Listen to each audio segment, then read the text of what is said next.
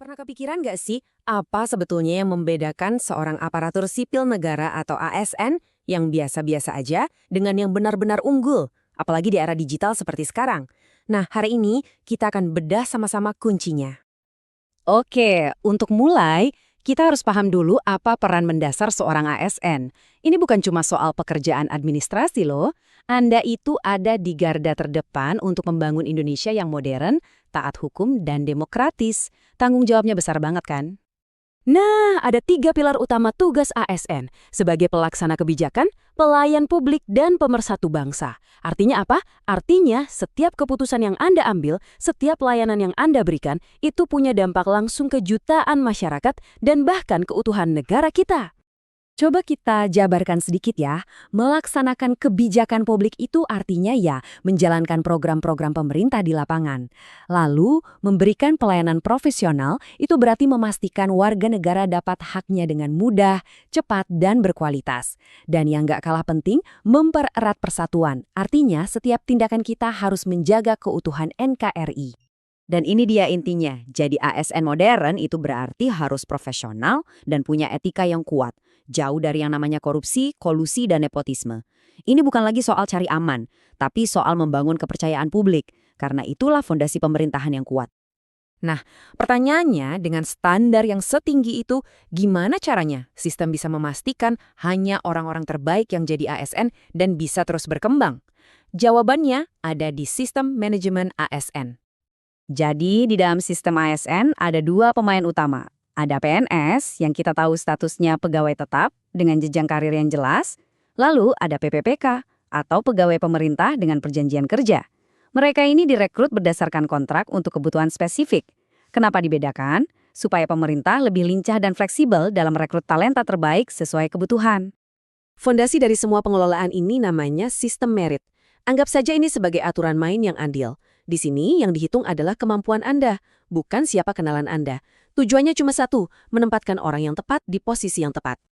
Sistem ini jelas kebalikannya dari sistem rampasan atau yang mungkin sering kita dengar sebagai jalur orang dalam. Dengan sistem merit, karir Anda, promosi Anda, itu murni ditentukan oleh kualifikasi dan performa kerja Anda. Jadi keadilan dan objektivitas itu jadi kuncinya. Sistem merit ini ditopang oleh 3 pilar. Pertama, kualifikasi. Ini soal ijazah dan syarat-syarat formal. Kedua, kompetensi. Ini soal skill dan pengetahuan yang bisa diukur.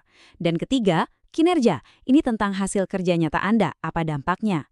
Nah, ketiganya ini harus seimbang untuk memastikan setiap keputusan karir itu benar-benar objektif. Oke, fondasi sistemnya sudah kita pahami. Tapi di zaman sekarang punya kualifikasi dan kinerja bagus aja nggak cukup. Untuk bisa jadi ASN unggul, Anda juga harus jadi smart ASN. Maksudnya apa sih itu? Yuk kita bedah lebih dalam. Jadi, smart ASN itu bukan cuma soal jago pakai gadget, tapi lebih ke kemampuan menggunakan teknologi secara cerdas, etis, dan bertanggung jawab.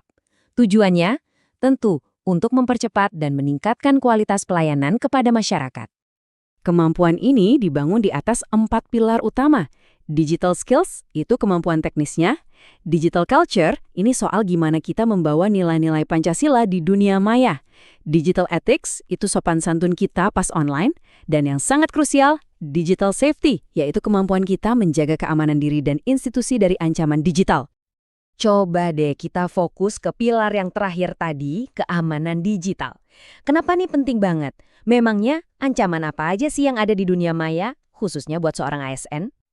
Ancamannya banyak dan nyata, mulai dari hoaks yang bisa memecah belah, penipuan phishing yang tujuannya mencuri data-data sensitif pemerintah, sampai peretasan yang bisa melumpuhkan layanan publik. Jadi ini bukan lagi cuma soal keamanan data pribadi Anda, tapi juga keamanan negara. Makanya, kemampuan untuk melindungi diri dan institusi di dunia digital itu bukan lagi pilihan, tapi sudah jadi sebuah kewajiban. Anda itu ibaratnya benteng pertahanan pertama untuk data pemerintah dan kepercayaan masyarakat. Oke, jadi kita udah punya 2 kepingan puzzle penting nih. Sistem manajemen yang adil berbasis merit dan ASN yang cerdas secara digital. Terus, gimana cara keduanya menyatu untuk menciptakan ASN yang berintegritas? Inilah kuncinya saat profesionalisme yang lahir dari sistem merit digabungkan dengan kecakapan literasi digital, hasilnya adalah apa yang kita sebut smart governance atau tata kelola cerdas, di mana pemerintahan bisa berjalan jauh lebih efektif, efisien, dan juga transparan. Dan inilah visi ASN unggul yang kita semua harapkan.